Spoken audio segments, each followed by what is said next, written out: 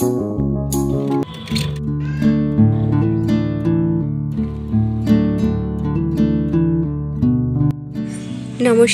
আরজিটিআর ডায়েরির নতুন আরও একটা ভিডিওতে আপনাদের স্বাগত জানাই।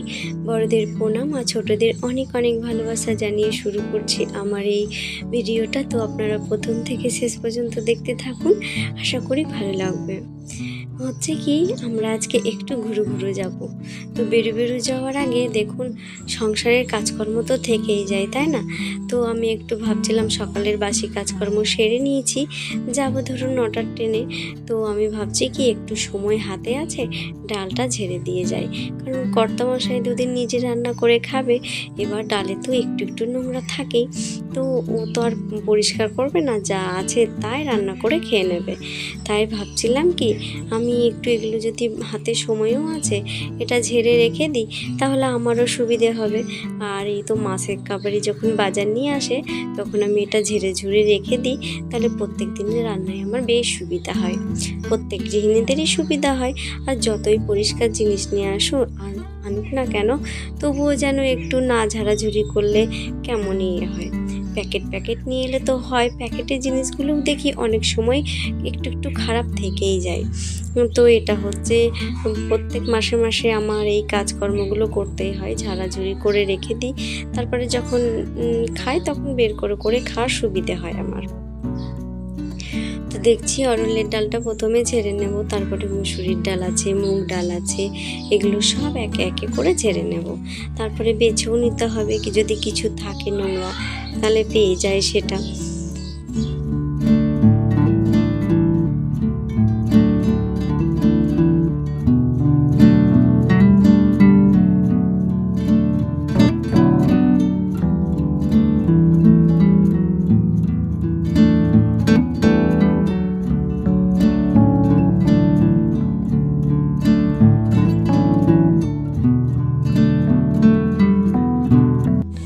তারপরে একটু কোটোই তুলে নেব ঝেড়ে। এবার যেইটুকুটা বাকি থাকবে সেইগুলো যেই ক্যারি প্যাকেট থেকে বের করে রেখেছিলাম, সেই প্যাকেটে আবার রেখে দেব। এই রকম করে রাখতে হয়, ধরুন মানে মাসের সঞ্চয়টা, খাবারের সঞ্চয়টা, যাই হোক। তো এইদিকে আমার সব ডালগুলো ঝাড়াও হয়ে গেছে।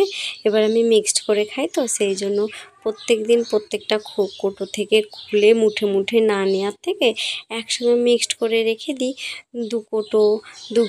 কোটো তো না, এটা গ্লাস, ধরুন 2 গ্লাস অরহরের ডাল, 2 গ্লাস ছোলার ডাল, মুসুরির ডাল, 2 গ্লাস হচ্ছে ওই যে মুগ ডাল, এটা মিক্সড করে একটা কোটোয় রেখে দিই। তাহলে প্রত্যেক দিনের রান্নাতে আমার সুবিধা হয় তাড়াহুড়োর সময়, আর ওটা প্রত্যেকটা কোটো থেকে বের করে নিতে হয় না, এই আর কি। তো আমি এগুলো রেখে দিচ্ছি। এবার ছেলে মেয়েও এইদিকে উঠে গেছে, ওদেরকে আজকে ওর বাবাও ফ্রেশ করে দিচ্ছে। তো আমার একদিক থেকে সুবিধেই হয়, ধরুন যেদিন একটু বাড়িতে থাকে সেদিন ছেলে মেয়েকে একটু ব্রাশ করানো, ওদের একটু স্নান করানো, এই সব কেয়ারগুলো বেশ করে।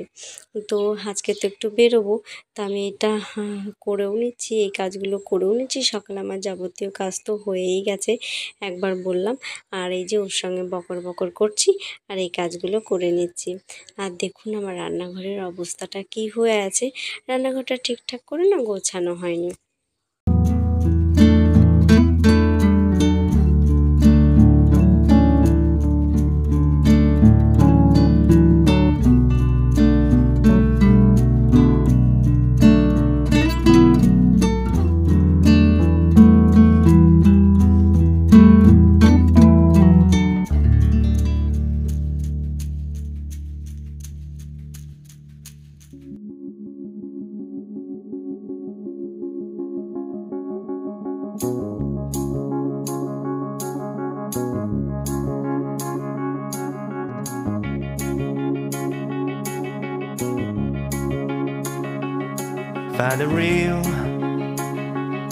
Find the real me.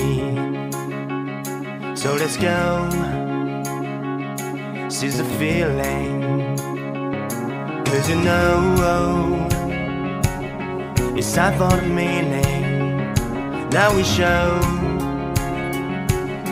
we're coming to win it. It's me, it's me, it's me, it's real me.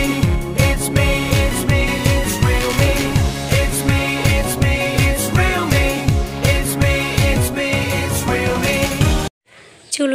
এই কাজগুলো এবার সেরে স্নান ধান সেরে নেব, তারপরে রেডি হওয়ার পালা। তো এবার আমরা রেডি হয়েও গেছি। তো এইদিকে আমরা সকলেই রেডি হয়ে গেছি, সকলে বলতে আমি, মেয়ে, ছেলে। তো রেডি হয়ে বেরিয়ে গেছি। ওর বাবা বললো বেশি সাজগোজ করবি না, মেয়েকে লিপস্টিক পরতে দেবে না। তারপর আমাকেও বলে কি যে সাজগোজ করো তুমি, তাই বলে। আমার বলছিল কি হেঁটে হেঁটেই যাবো চলো, আর এই কড়া রোদ পড়ছে, এই রোদে কি হেঁটে হেঁটে যাওয়া যায় বলুন তো। তো আমার এই ভিডিওটা বেশ কয়েকদিন আগেকার শুটিং করা। তো আমি আজকে এটা করছি, তার এটা হচ্ছে আমাদের বহরমপুরের সবজি বাজার, স্বর্ণময়ী সবজি বাজার। তো এখানে মেডিকেল কলেজ আছে, এই সামনে এইরকম সবজি বসে। তো আমরা স্টেশনের দিকে রওনা দিচ্ছি, আর এই দেখুন বলতে বলতে স্টেশন পৌঁছেই গেছি। তো এদিকে টিকিট কাটা হয়েছে। আজকে কিন্তু স্টেশনের লোকজন নেই জানেন, আজকে না ট্রেনটা প্রচণ্ড লেটে যাচ্ছে, কোনো ট্রেন রাইটে ঢুকছে না। তো আস্তে আস্তে শুনলাম যে তোমরা এদিকে যেও না, বাসে করে চলে যাও, কিছু ছেলে মেয়েকে বলছিল আর কি। তো আমাদের ভেতরটা একটু আটকেই উঠলো। যাই হোক, ট্রেনটা যদি না পাই তাহলে তো বিশাল সমস্যায় পড়বো। আর এদিকটা সত্যি একটু সমস্যাও হয়েছিল, কারণ হচ্ছে কি ছেলে মেয়েকে সেরকম কিছু খাইয়ে নিয়ে আসিনি, সকালে একটু দই খাইয়ে নিয়েছি। তো বাচ্চা দুটির বেশ খিদেও পেয়েছে, কিন্তু ওরা মুখে বলছে না, তবুও তো মুখ দেখে বোঝা যায় যে খিদে পেয়েছে। তো আজকে হকারও কম, মানে হচ্ছে কি ট্রেন চলছে তো সেই রকমভাবে, সেই জন্য হকাররা আসা যাওয়া খুব কমই করছে। তো একজনের কাছ থেকে 1-2 প্যাকেট 2 ভাই বোনের জন্য চিড়ে ভাজা কিনে নিলাম, তারপর দুজনকে খাইয়ে দিয়েছি। তো এবার তারপরে দেখুন আমরা ট্রেনের উপর উঠে গেছি। এবার ট্রেনটায় না মানে ভিড় রয়েছে, ভালোই ভিড় রয়েছে তবুও। আর এইদিকে মানে বড় বড় জানলা, বড় বড় দরজা রয়েছে, সেই জন্য সেই লোকাল ট্রেনগুলোর থেকে এই নতুন ট্রেনগুলোই বেশ মানে উঠে আরাম। তো লোকাল ট্রেনগুলোই আগে কেমন ছিল, ট্রেনে যখন উঠতাম সেই ছোট ছোট জানলা দরজা থাকতো, আর ভিড় হলে পরে না খুব অস্বস্তির মধ্যে পড়তে হতো, কিন্তু এখন সেই রকম না। আর কি বলুন তো, এই ট্রেনগুলোয় প্রচণ্ড ভিড় হয়। এই মানে বহরমপুর থেকে ভগবানগুলো পর্যন্ত বেশ ভিড় হয়। তো ওই যে আপ ট্রেন যেটা থাকে রাত্রেবেলায়, ডাউন ট্রেন যেটা থাকে, সেই ট্রেনগুলো মানে ভোরের দিকে আর রাতের দিকে ওই সময় বেশি ভিড় হয়। তারপরে দেখুন যখন সব কলেজে যায়, তারপরে অফিস যায়, স্কুলে যায়, এই সময় অফিসিয়াল টাইমটাই ট্রেনটা বেশি ভিড় থাকে। তো আজকে তো রবিবার, সেই জন্য হচ্ছে কি একটু ভিড়টা কমই ছিল। তো আমরা ট্রেন থেকে নেমেও গেছি। ট্রেন থেকে নামার পরে এই যে মানে একটা মানে পরিচিত দাদুই বলি, তো প্রতিবেশী, সে দাঁড়িয়েছিল টোটো নিয়ে। তো আমরা সেই টোটোতে উঠে গেছি, আর সে টোটোতে উঠে চলতে শুরু করেছি। তো এখন তো মানুষজনের চাকরি বাকরি কম, সেই জন্য এত পরিমাণে এই ভগবানগোলা বাজারে দোকান বেড়েছে।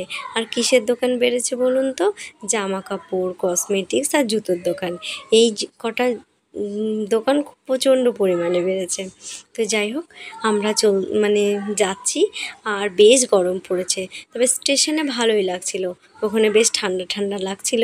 ওখানে নিম গাছ ছিল, আর চারিপাশে অনেক গাছ ছিল, আর বেশ হাওয়াও দিচ্ছিল। তো আজকের মতো ভিডিওটা এখানেই শেষ করছি। আপনারা সুস্থ থাকবেন, ভালো থাকবেন, আর ভিডিওটা কেমন লাগলো কমেন্ট বক্সে অবশ্যই জানাবেন। আবার দেখা হচ্ছে নতুন একটা ভিডিওর সঙ্গে, ততক্ষণের জন্য টাটা।